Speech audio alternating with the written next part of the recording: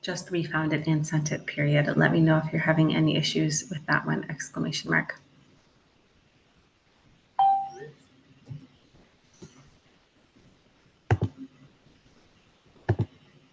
Hello, Britt, you made it, yay. I don't know what's going on because it was like not letting me do it.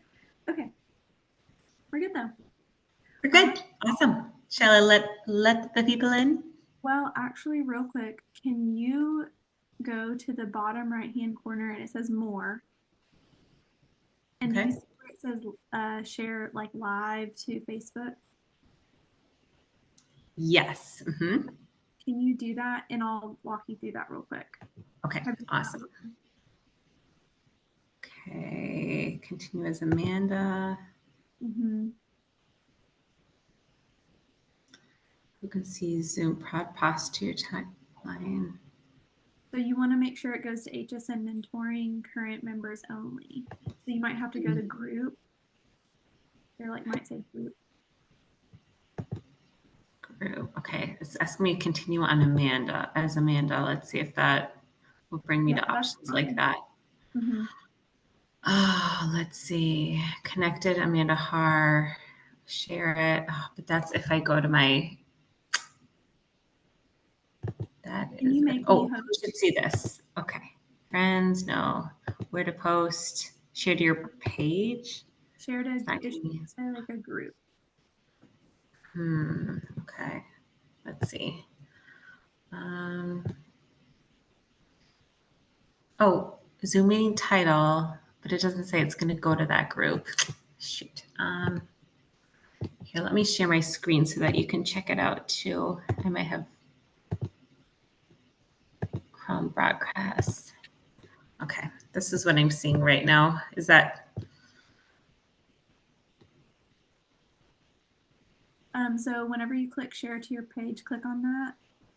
Okay.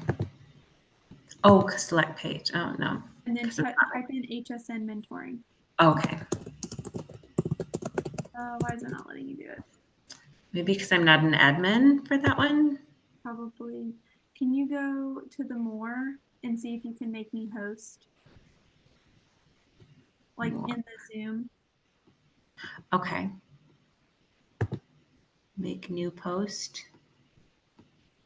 I don't see that in there. In the Zoom dashboard, in the Zoom, whenever it says more. Okay, so more make new post. Make me host, like make host. Oh, like, make me host. I'll make you host. Click on participants and maybe click on me. Okay. And see it, usually I can see participants, but for some reason I'm not seeing that today on my Zoom. Can you Participants. see Oh, here where we it go. There we go. I maximized it. Okay. So awesome. So just more, you might be more able to see. make host. Okay. Yes. Awesome. Okay. Okay. Are you able to do the Facebook thing then?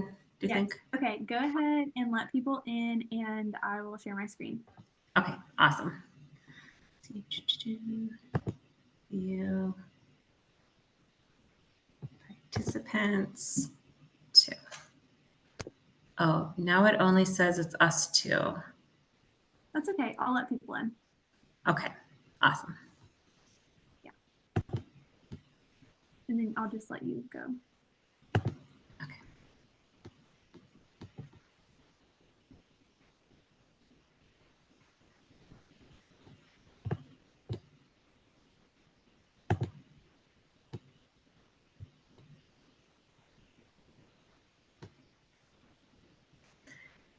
Good afternoon, everybody. Hi guys, how's it going? How's everybody today? Good. I'm excited to learn more about plant-based. I have a couple of people in the gym that have been wanting to work with me, and this is just comes at the perfect timing to understand a little bit more about how to help them. Okay. Fantastic. Oh, Yeah. good.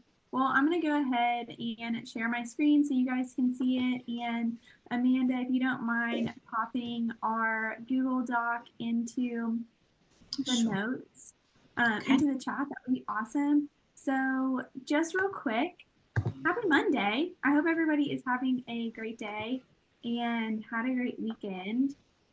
Melinda already said, you know, she has some clients that she's working with that are plant-based. So if you guys want to either say in the chat or, you know, use the raise your hand feature or unmute yourself, let us know who else is working with plant-based clients.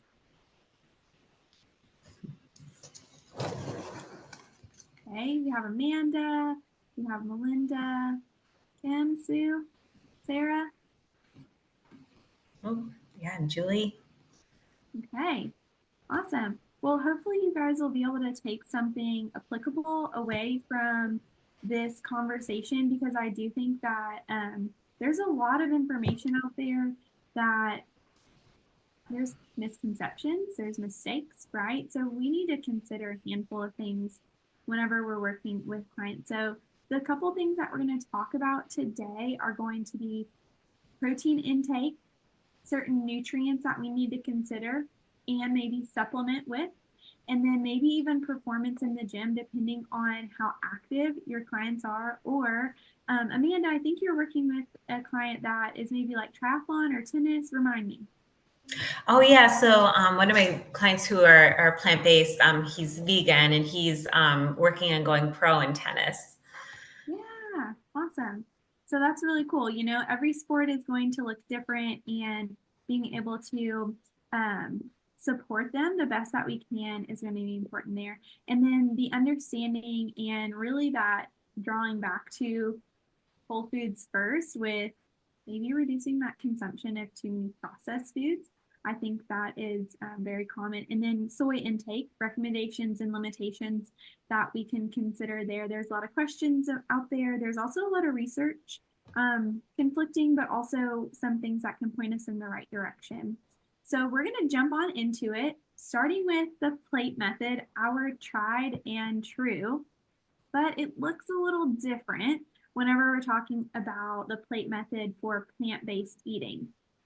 We're actually trying to follow a third of your plate for protein, carbs, and vegetables, mostly because that protein is not going to be as high of a grams per serving than like an animal protein. So that would definitely be something to consider. And then even, you know, we don't really recommend tracking macronutrients, but even getting an estimate for like a 7 to 12 day, 14-day window to make sure, hey, they are hitting about 30% of their calories, their protein per calories, is really helpful and useful. Because I know this is going to be a little bit more difficult for our clients to meet. For those of you that are working with plant-based or, vegetarian, vegan, even pescatarian clients, is protein something that you guys focus on? Yeah, a handful of y'all. It's Yeah, really we definitely do because it's a struggle for them to get protein intake. But the majority of my clients are just eating like a bunch of plant-based food products. mm, And I find there's a challenge to balance out what acts as a carb and what acts as a protein. Neat. yeah. Yes, Julie, that's absolutely true, Melinda. Exactly. There's, we have that combo food part at the bottom of the food options guide, and there's a lot of protein foods for our plant-based clients that act as that combo. So really having that understanding of which ones is helpful to make sure that we're steering them closer to those higher protein sources. Down on, I believe, tip number 3, whenever we get to performance in the gym, we'll talk more specifics about which of those sources are going to be better suited for that third plate. And, maybe some of the ones that go on the non-starchy or more of that starchier side. So yeah, that is definitely something that we have to take into consideration with those. Even right here, right? Those combo foods like our beans, great source of protein for our vegetarian style clients. And even whole grains provide some protein, so it's a good turnover in that combination. And then we also have our soy foods like tofu, soy milk, and edamame, where they're definitely higher in protein, but still contributing a little bit of carbohydrates. But the really cool thing about the plant-based style of eating is they're going to get substantially more fiber than most other diets because they already are naturally containing some fiber. So, even if you're having a client that struggles with consumption of soy or some of those products that maybe they're having struggles with, like wheat, because wheat does show up in certain plant-based products, a lot of the processed ones specifically, you can steer them closer to like adding nutritional yeast or even like miso that can help with adding some protein in there, or even mixing in protein powder so that they're really increasing that protein throughout the day and making sure that they're really getting closer to that 30% of calories coming from protein. Amanda, what else do you talk with your clients about? What has been successful with getting them to have enough protein with this style of eating? Yeah, great question. So yeah, I mean, definitely I've seen almost every vegan or vegetarian client I've worked with, it's the problem of the processed foods and then not getting enough protein and weirdly not getting enough fiber too, right?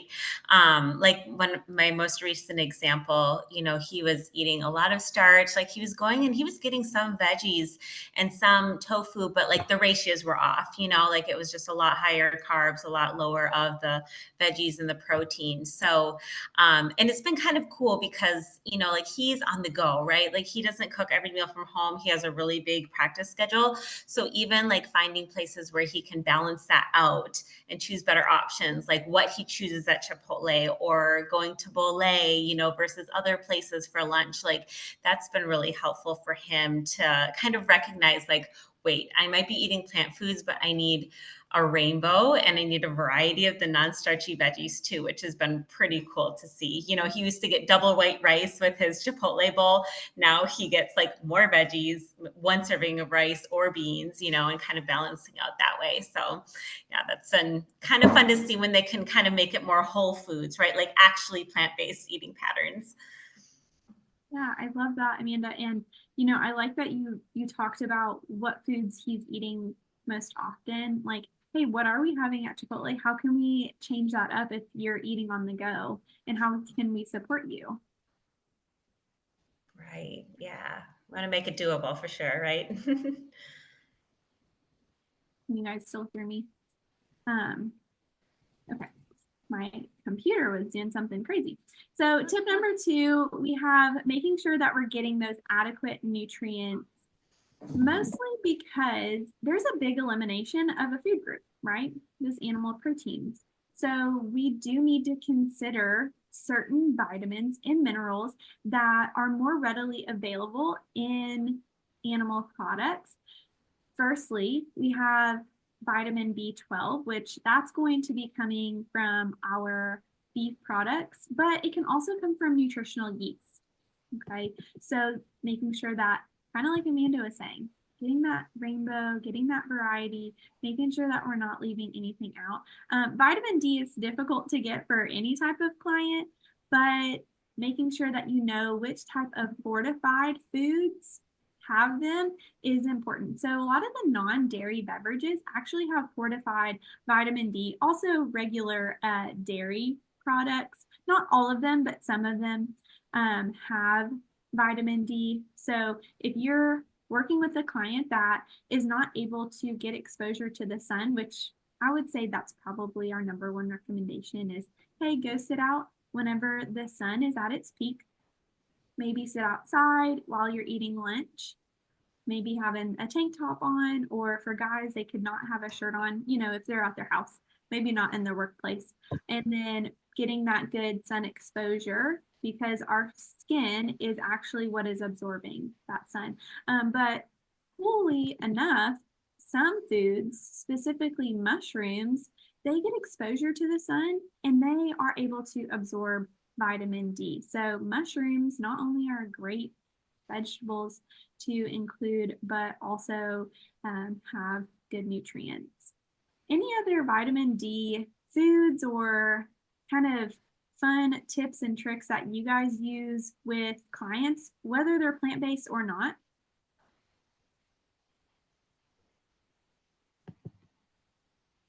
Okay.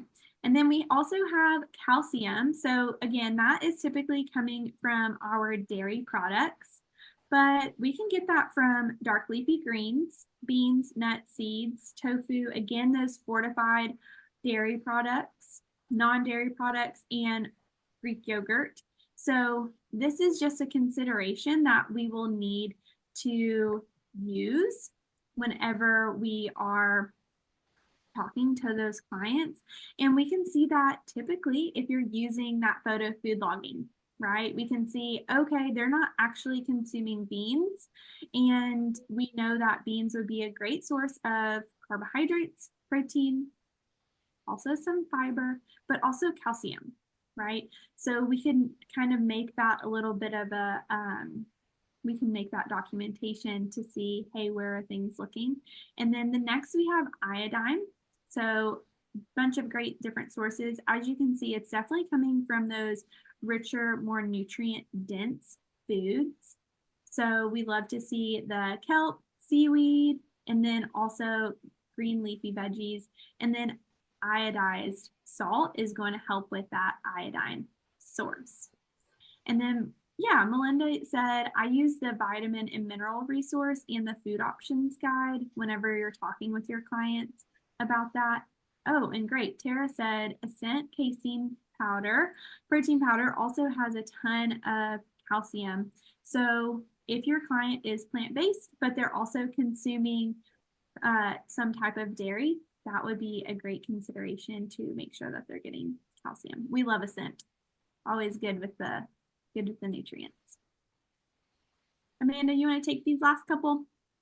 Sure. Yeah. So zinc, and I love this one too, because I mean, of course, like I look at everything through a hormone lens, right?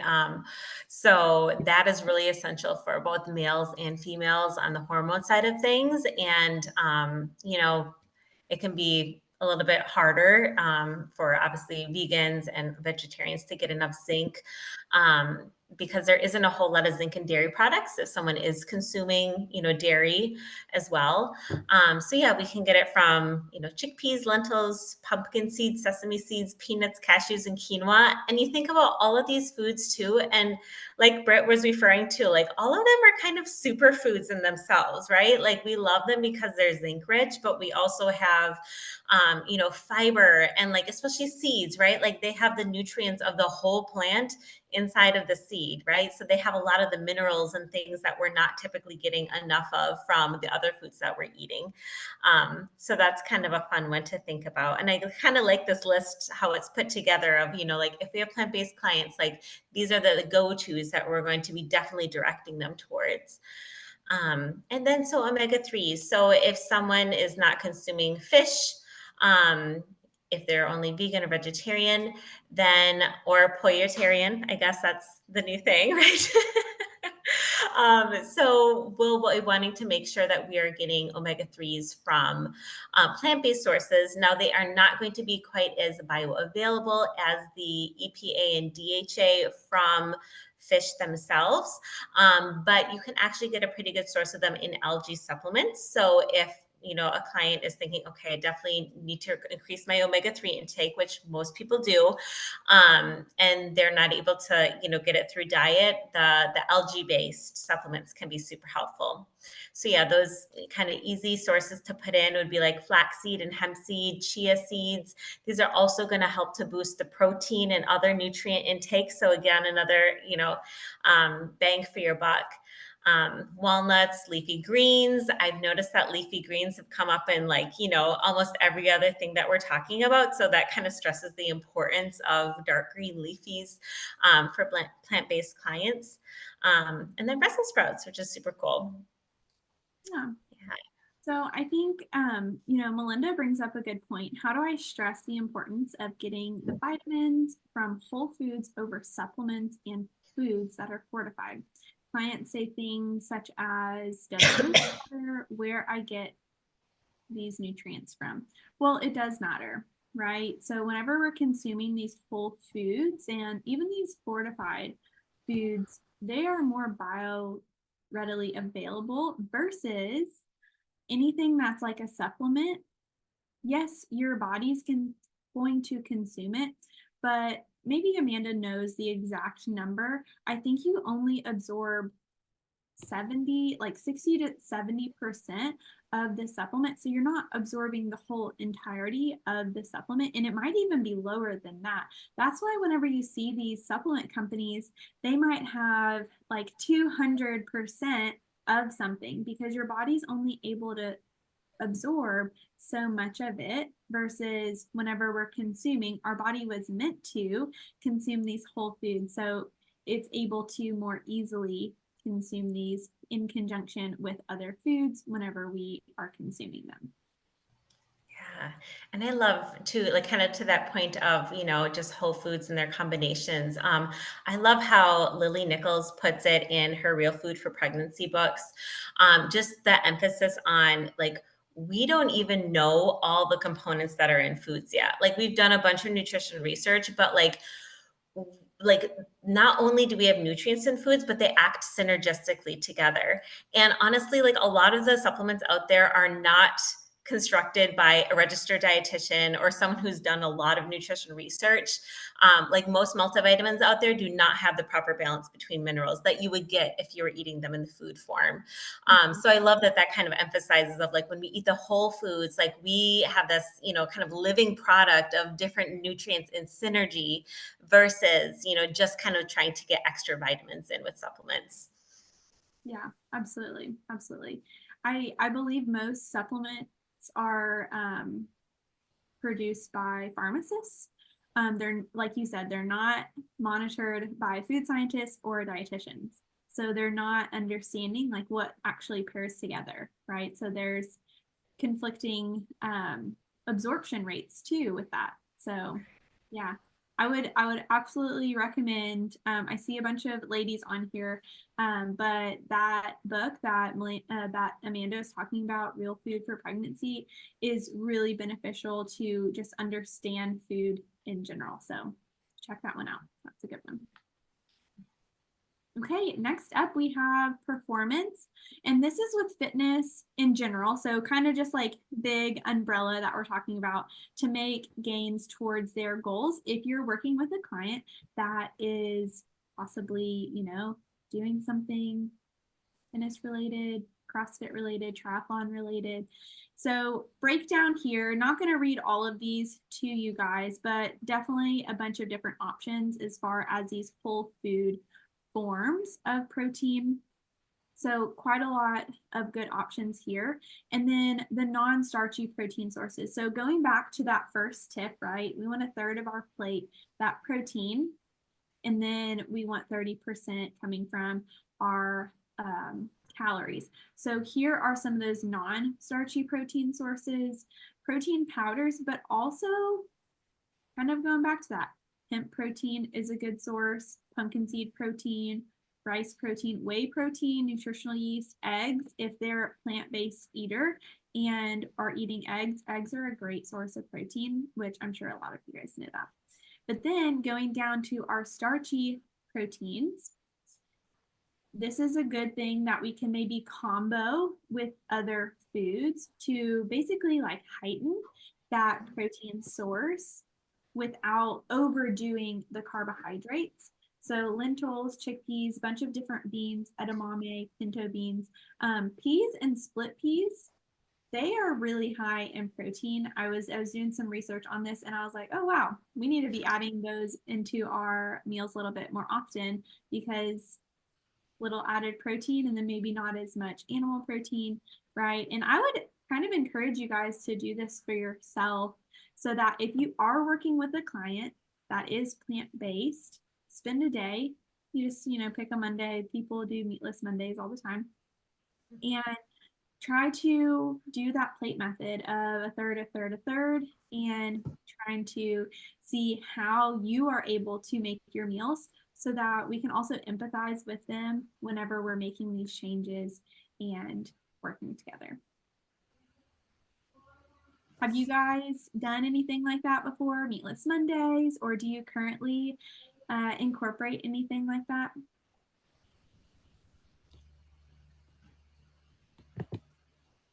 Amanda, do you? I feel like I've done it a bit in the past, not currently, but yeah. Okay. Tara said that they do meatless Mondays. Melinda said that you have before, but not currently. Yeah, so give it a try. It doesn't have to be every Monday, but maybe every once in a while, making a little change. So again, whenever you're working with those clients that we can really make sure we are able to better serve them and help them. So talking about making a complete protein, why is this important, right? Well, whenever we're talking about a complete protein, this means it contains all 9 amino acids, and you're very easily able to obtain those from any animal products, right? Meat, fish, poultry, and always going to be present. But whenever we are talking about our more plant-based styled soy, vegetable proteins, things of that nature, they're not as easily going to be complete. There are a few of them, right? So soy is going to be one with tofu, edamame, even quinoa and hemp seeds. They have pretty much all 9 amino acids, but they don't have all of them. I think they have like 7 to 8 of the amino acids. So some incomplete proteins that we can kind of combo together would be nuts and seeds, beans, legumes, and some vegetables and whole grains. So a few examples that you can add together to make sure we're getting that full amino acid profile would be black beans and rice. They work, I love that word Amanda used, synergistically.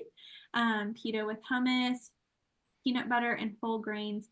Those are going to be helpful to make sure that they're getting all of those amino acids. Those amino acids, those are the building blocks of our muscles. So that protein is really important there. Any other complete protein combos that you guys have found, or Amanda, that you have seen with working with clients to make sure that we're getting those good sources of protein for snacks or meals?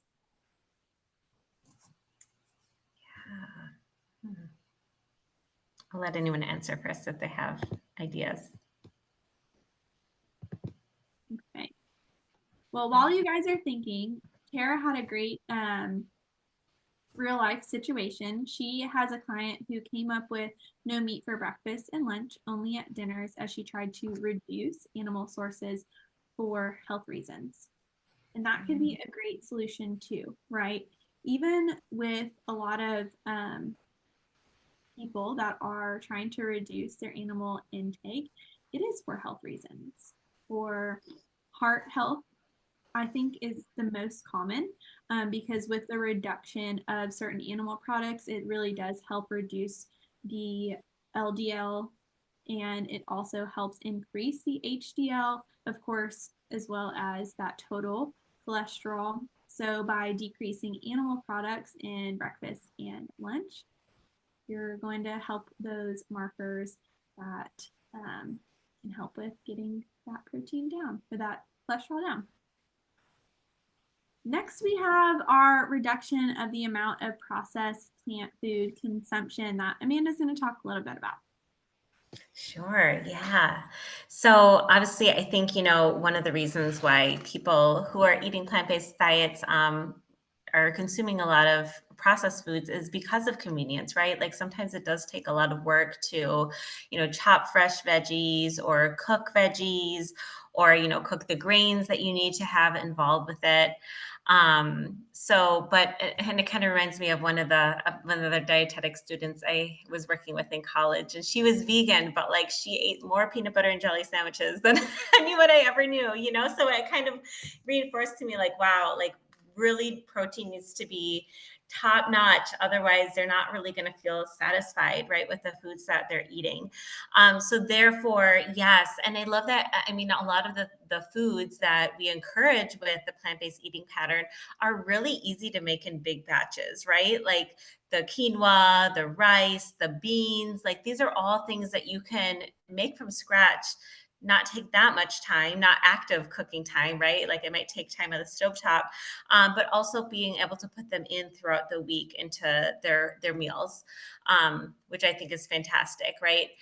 So yeah, the HSN recipes, I've been sending a lot of people here who are like, even some of my clients are doing, maybe more meatless meals and things like that. Like the vegetarian section is really fun. Sometimes for my clients, it's taken them a while to realize like the huge value in the recipes that we have. But I know like some favorites of people have been like the creamy comfort vegan soup. Also the Buddha bowls. I think those are fantastic. Those are really, really good. And there's a lot of other ones. I think we've actually added more recently too. So if you have some clients who are plant-based, then they're like, oh, I need some ideas. Like that's a really, really good resource to go to. And what I usually do is I'm like, okay, yeah, like let's go through and like tell me two that stand out for you.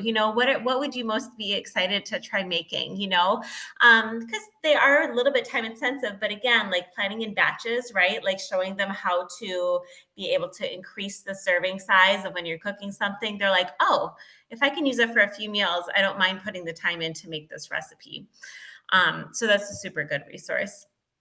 And then, of course, with plants and animals, right? Because animals eat plants, and if we eat animals, we eat that too. Whenever we can, we want to choose non-GMO and organic to reduce our exposure to pesticides, which have, a lot of increased risk with cancer and hormonal issues, among other things. So if they can, that's awesome. Again, I love going back to, if it's not completely feasible. And honestly, I found that sometimes it's even hard to find everything organic in the grocery store. Like sometimes I can find some things there organic, sometimes not, right? We don't want to freak them out about like having to have everything organic, but if it's available, or if they're prioritizing like the Dirty Dozen from the Environmental Working Group, these would be things that we want to have higher priority as organic with fruits or vegetables. Does anyone have any questions on, kind of like the choosing organic, choosing the plant-based foods, or any of the recipes that your plant-based clients have enjoyed from the HSN website? I would say my clients struggle in the beginning too with like looking at the recipes and choosing which one they want to try. And I think it has a lot to do with not necessarily loving like all of the ingredients in there. Because for my plant-based people, they're plant-based for various reasons, which I think that's important to know for your clients as well. But they tend to lean primarily on food products. Like I always tell people, if I could get my plant-based eater to actually eat plants, then we're doing really good.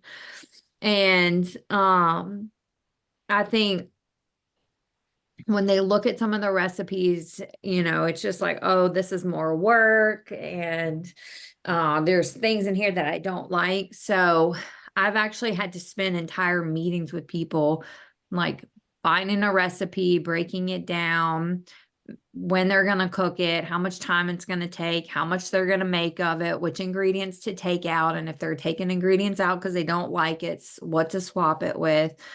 So I do agree with you on that, Amanda, with it taking clients a little bit longer. But once you do that a few times, they learn how to do it themselves, and then they start utilizing those recipes a lot more and figuring out how to, spice them up, to change them, to make them more interesting. If it's one that's like a family favorite, they find themselves making a lot. Yeah, that's so cool, Melinda. I love how you like take them to step by step, like basically giving them that new skill of being able to reuse recipes or revamp recipes, right? Like then they could take a lot of recipes, right? Like even like, ones that aren't just plant-based, and like maybe swapping in a plant-based protein for it, right? And then all of a sudden they have all of these better options. That's awesome. Mm-hmm. Yeah, that's really cool. I love that. Yeah, I think you guys have really good guidance with your clients. So hopefully, Kim, Julie, Sue, everybody that's on, Joy, that you guys are able to take something and work with these clients about that, because a lot of good suggestions there. I have a real quick question. I had one client, it was a guy, and he didn't want to do any prepping, any preparing. His wife did a little bit. He just wanted me to like guide him towards like meal services that were vegan and vegetarian, and he was told by his doctor that he had to eat that way. That was like kind of an outside of the box challenge. What I get mostly is people who kind of want to do both, like what you were talking about with like Meatless Mondays, and just kind of reduce but not really reduce.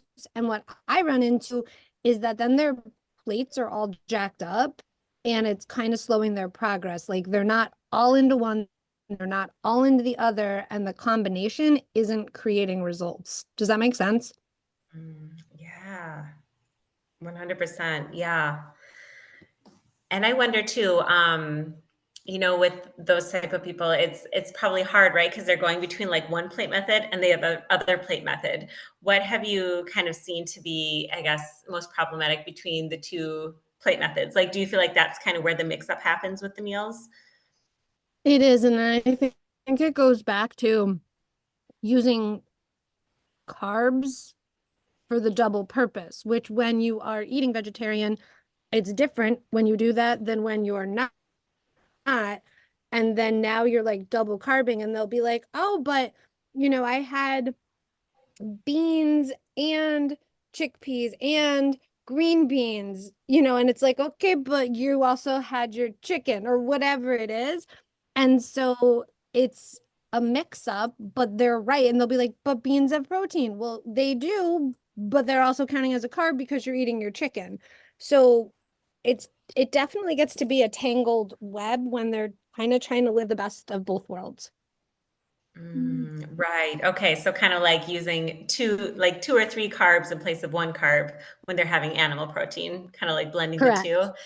Yeah. Interesting. And I mean, obviously it's an easy topic to tell them, but it's like there's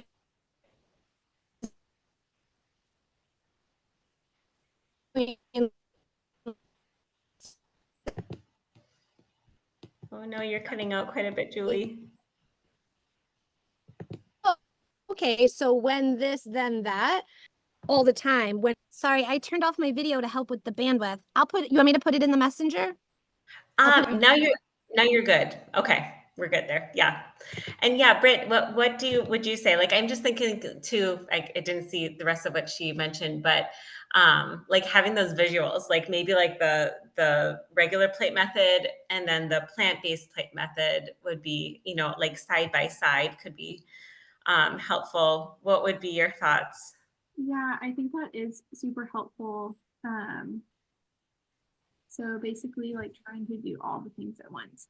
Yeah, I think so. Going back to what Amanda was saying, I think it would be helpful to say, hey, whenever we're talking about animal plate method versus plant-based plate method, these are the sources that you could use in this plant-based versus animal carbs, because I think because it does get confusing and it does get tangled.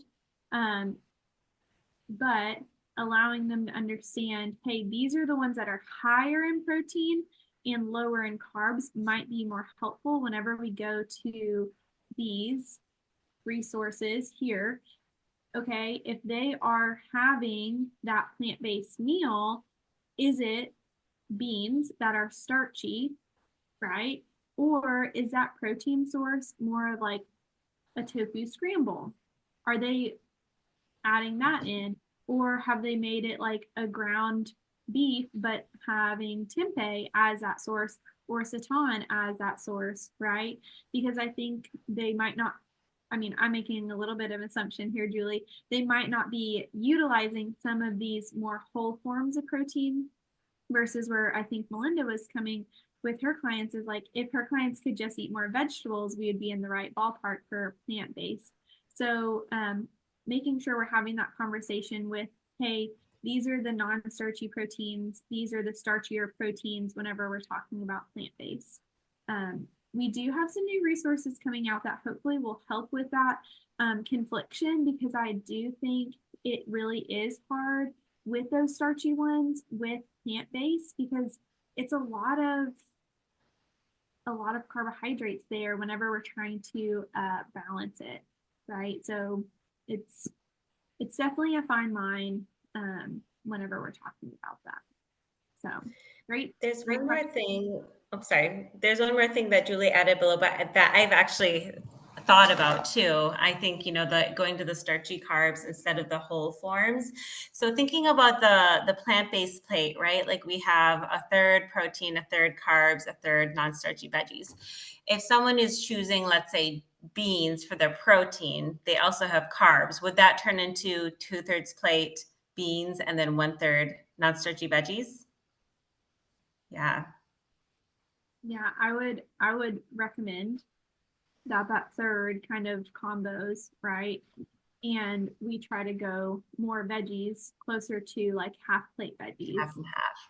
Cool. And Yeah, it I love that. I think that's a really good way to break it down, because I think as people who are more like animal protein based, we think like, oh, that's a whole lot of carbs on a plate, right? Like, but if we can think of that as like, okay, if they don't like the more whole forms of protein, like the tofu and other the tempeh, things like that, then if we can kind of put it into our heads, like, okay, then we still need like half and half, like half the plate veggies and half of the plate of those combo foods, then that's going to help us get that balance a little bit better. I think that's honestly something, Julie, that's something I've kind of struggled with clients too, is like, okay, where's that balance? So I think that's a really helpful step for clarity. Thank you, Amanda. Hopefully that helped with you, Julie. So last thing we're going to touch on is soy, right? A lot of those whole forms of protein are soy. And hey, what does that look like, right? So with soy, there are benefits and some controversial things going on, but they have isoflavones, which are technically phytoestrogens.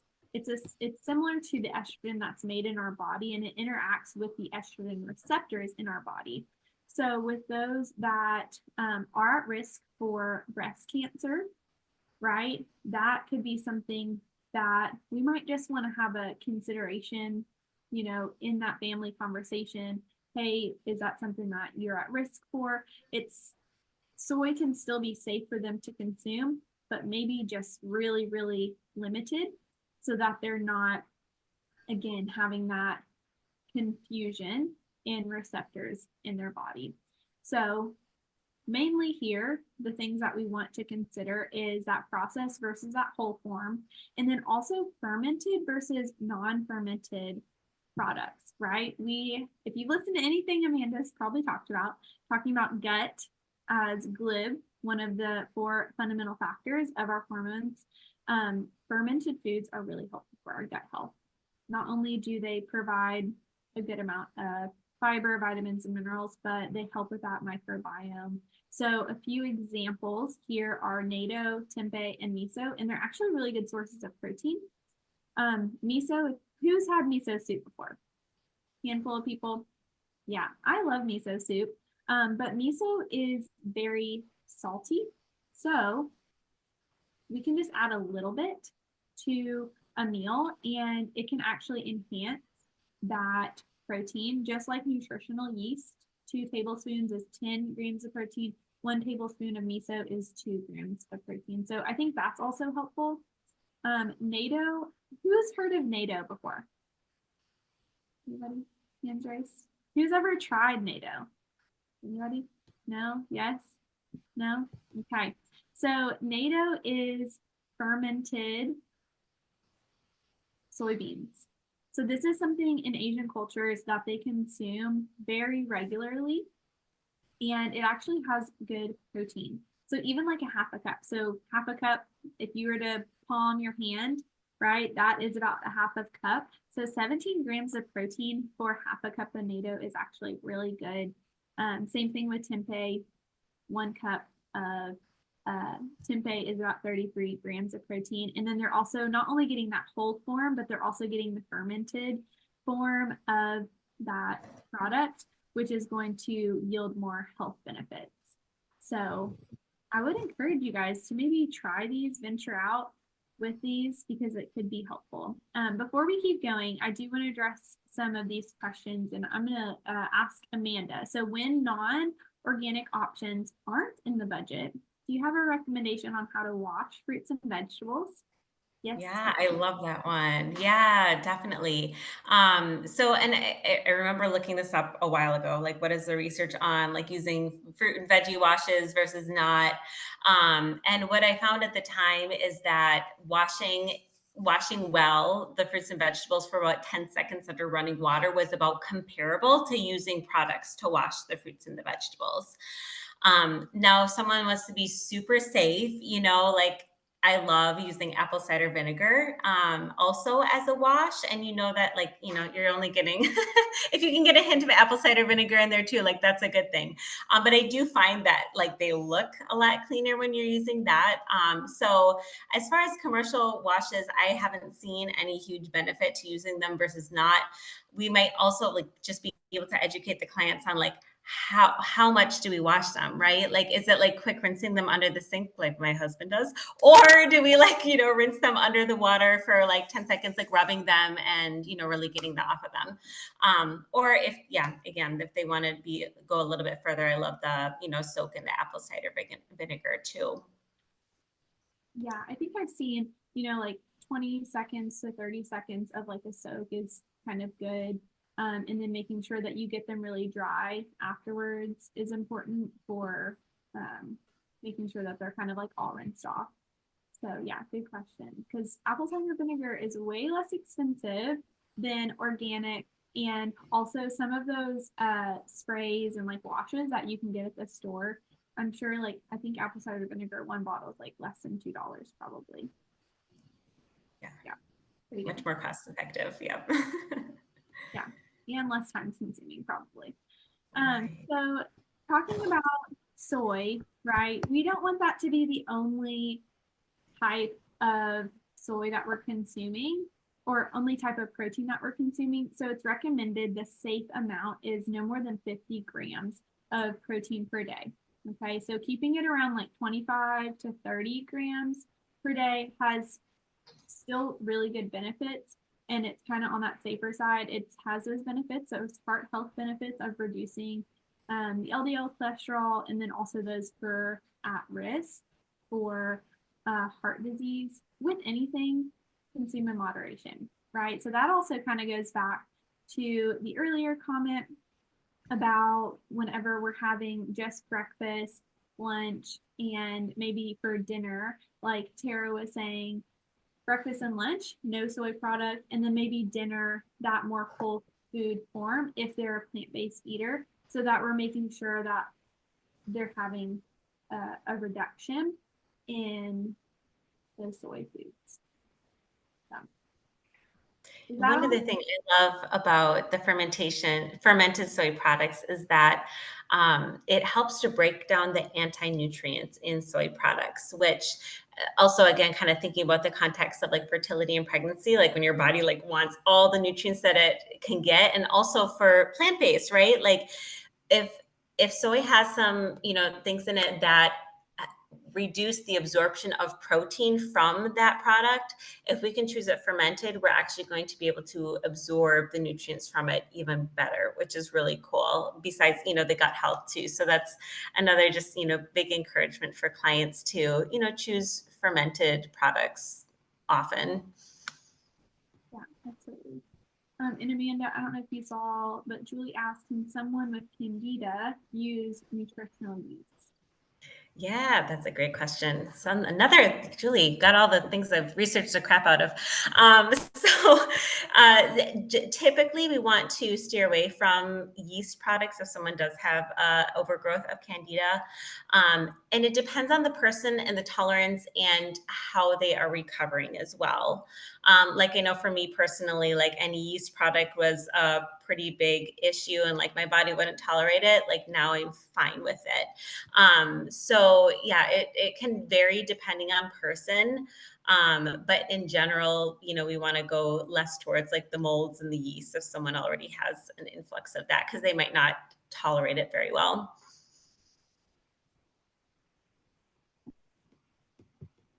Thank you, Amanda, for answering that. And so just so you guys know, we will actually be coming out with a plant-based program that is going to be in the app, but also we have some resources that are coming out. Everything's going to be updated. We've had a handful of resources that are in the platform, but there's going to be some new resources to be looking out for: lacto-ovo, pescatarian, and then pulletarian. So pulletarian is, how many people have heard of pulletarian? You can comment. Yeah, I have not. Yeah, I had not either. And I think Amanda was on the same page. So if you guys have a client that is maybe not wanting to consume red meat, but they're still wanting to be plant-based, and maybe even not even fish, right? But they're okay with having chicken, this would be a resource to guide them to pescatarian, any fish, any seafood, lacto-ovo. So lacto is dairy, and then ovo is eggs. So they're okay with having dairy and eggs, and then also veggies. So I actually want to share my screen real quick with you just to give you kind of a preview of what resources we do have. They are still in the works, so they're not all the way ready to be unveiled, but I still wanted to show you. We have pescatarian, for example, which is going to include all of those sources, a handful of benefits, and then also tips, kind of the things that we talked about. And then also kind of back to Julie's point, right? If it's a pescatarian style eating, we're going to go back to that plate method. Okay. So it wouldn't necessarily be that third whenever we're talking about that, since that protein that we consume is going to be higher in grams of protein per serving. And then same thing here, just going to show you a little bit of an updated resource for building a plant-based plate method. So again, those thirds. And then something we didn't necessarily spend a whole lot of time on, but supplements and those fortified foods there. So talking a little bit more on those. And then also those combo foods, right? Which ones are providing protein and starch, and then which ones are also veggies and starch, because I think that those are definitely considerations there. And then some tips to kind of help with with all of that. So still in the QA process there. So quality assurance through all of our awesome people getting that done. But I would love to know, what questions do you guys have about this topic? What is coming up for you guys, and what else can we help you with plant-based science?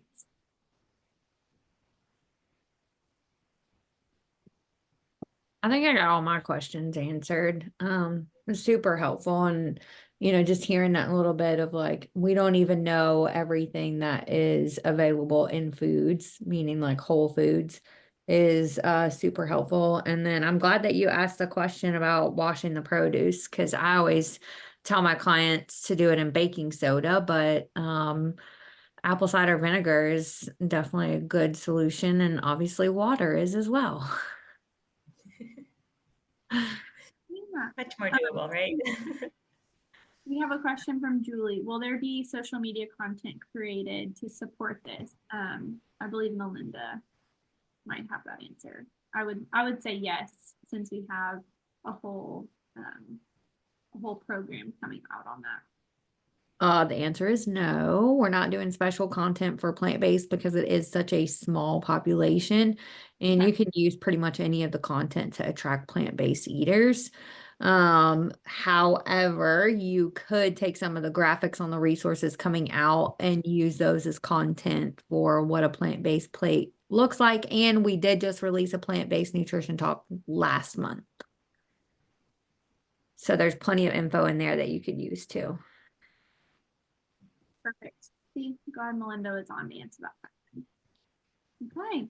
Well, and as far as other things that are coming up, the end of this month, we have, well, literally tomorrow, we have gut check, and then we also have, I believe, is that with you, Amanda? That's with you. Yep. I'll be running that tomorrow, actually. Yeah, tomorrow's the 30th. So, yep, we'll be doing that at 1 p.m. And yeah, it'll be fun. We'll have a good hour together to go through just kind of like the basics of gut health, talking through even like the digestive process, right? Which I think, sometimes we can underestimate how important that process is, and talk about, specific foods that can help to support our clients' gut health. And then also an assessment, that some questions that we can kind of go through with clients to help assess, how far do we need to dive in with them with gut health, and, what are some best steps forward. Awesome. That's going to be so good. So good. Well, these are the upcoming Coaches Corner on the 6th, the 13th, and the 20th. Amanda and I will be back on for the 13th, and then I believe on the 6th. And the 20th, that'll be part of our mentoring team. So hope you guys enjoyed this and have a good rest of your day. If we don't have any more questions, we'll be good for today. We'll see you guys later. Bye, guys. Thank you. Take care.